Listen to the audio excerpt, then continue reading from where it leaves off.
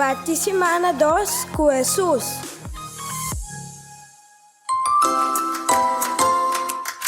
Nossa participamos com Hechos 3, versículo 2, 6 até 10. Tava um homem que estava lá foi seu nascimento.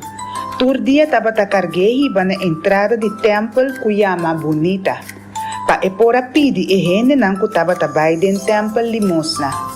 Pedro avisa, ouro ni plata minutim, mas lo que me tem, me tá donavo. De nome de Jesus de Nazaré, lanta cana. Ela corre su mandrete tene e o de lanta riba.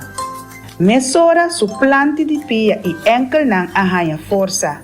Ela bula para recht, cana drenta tempel junto com Pedro e Juan.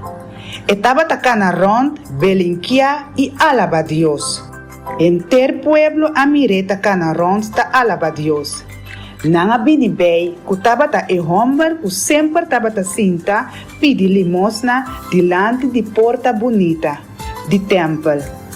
Nang akeda babuka e assombra para lo que a passa com ele.